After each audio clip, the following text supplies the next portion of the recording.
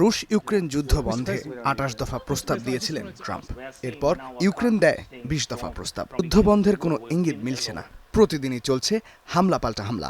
প্রায় ৪ বছর ধরে চলা এই যুদ্ধের ভার আর বইতে পারছে না ইউক্রেন।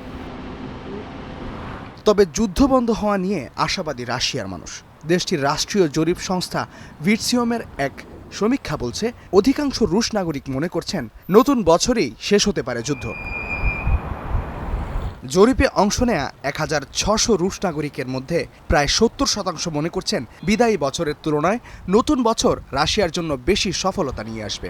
এই ৭০%-এর মধ্যে ৫৫%-ই মনে করছেন যুদ্ধ বন্ধ হবে।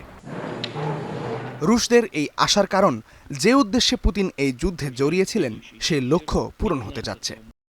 রাশিয়ার চলমান সামরিক অভিযানের অগ্রগতি, ইউক্রেনকে সহায়তা দেওয়ার ক্ষেত্রে যুক্তরাষ্ট্রের অনীহা, ইউক্রেনকে সহযোগিতার ক্ষেত্রে ইউরোপীয় ইউনিয়নের ব্যর্থতা, সব মিলিয়ে এই যুদ্ধকে সমাপ্তির দিকে নিয়ে যাবে। তবে যুদ্ধ শেষ হলে রাশিয়ার সামনে সবচেয়ে বড় চ্যালেঞ্জ হবে যুদ্ধফেরত সেনাদের পুনর্বাসন এবং রুশ নিয়ন্ত্রিত ইউক্রেনীয় এলাকাগুলোর পুনর্গঠন।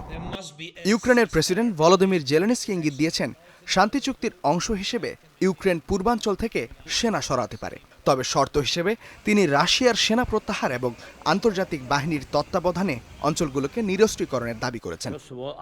জেলেনস্কি মঙ্গলবার এক সংবাদ সম্মেলনে জানান, দনবাস অঞ্চলের ভবিষ্যৎ এবং জপুরজিয়া পারমাণবিক কেন্দ্র নিয়ে সমঝোতাই সবচেয়ে কঠিন বিষয়। এসব সিদ্ধান্ত কেবল শীর্ষ নেতৃত্বের পর্যায়ে সম্ভব। সম্প্রতি ইউক্রেনের পক্ষ থেকে ২০ দফা শান্তি চুক্তি বাস্তবায়নের উদ্যোগ নেওয়া হলেও এতে রাশিয়ার সাড়া মেলেনি। ইস্তেহাদুল মাহমুদ, স্টার নিউজ।